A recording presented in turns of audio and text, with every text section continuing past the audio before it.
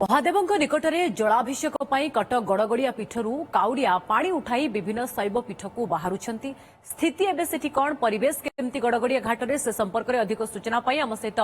Gadgadia घाटू live रोचंती सहयोगी प्रतिनिधि प्रभात बिशोई। प्रभात, गड़गड़िया घाट में आज दिन तमाम आम काउड़िया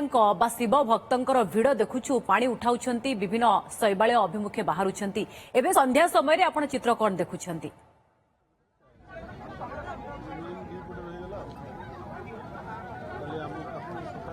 देखो पूजा आपण जहाँ कहते ओडिशार ये पवित्र पीठ पवित्र घाट कटकर ये गड़गड़िया घाटर इतिहास कहे 1400 ख्रीष्टाब्द जितेबाला श्री चैतन्य महाप्रभु ये जगह को आते प्रथम यही जगार ही गड़ी गड़ी से तांकर भक्ति एवं तांकर स्नेह तांकर श्रद्धा ज्ञापन करते से दिन ठारू महादेव अच्छा से महादेव नामकरण गड़गड़ेश्वर महादेव अनुसार एवं ये जो घाट ये घाट पवित्र घाट एवं यही घाटू ही लक्षाधिक काउड़िया यही श्रावण मासरे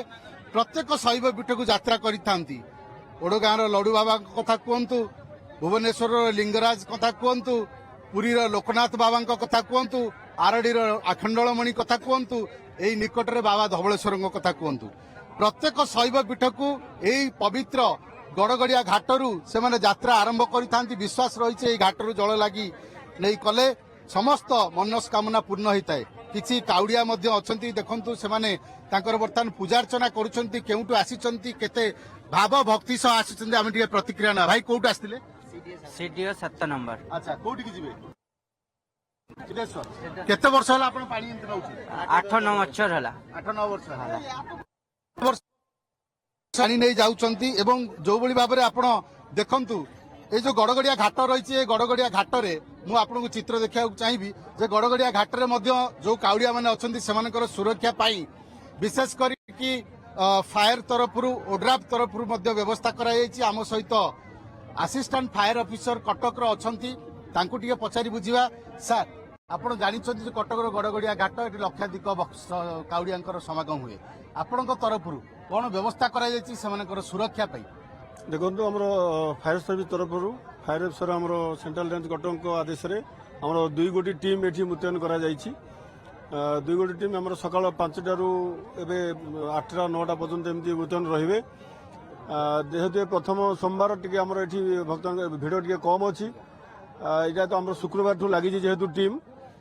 सोमवार काली सेकेंड आवर पर्यंत चलो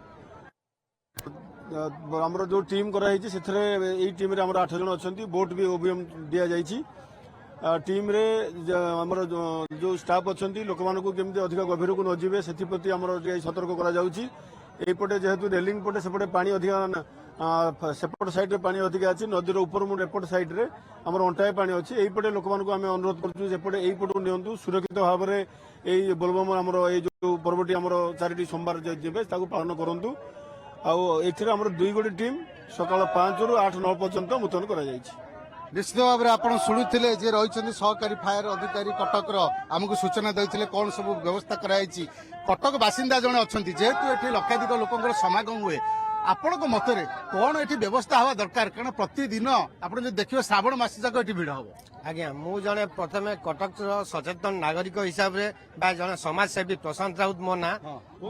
आज नुह विगत ये 3 वर्ष हम जेबू पाहाच हो सारा ये पाहाच होगा द्वारा जे एठी जो भक्त माने जो काउड़िया माने आसुचंती तांकु किछि मौलिक सुविधा दिया जाऊ बोली मो बारंबार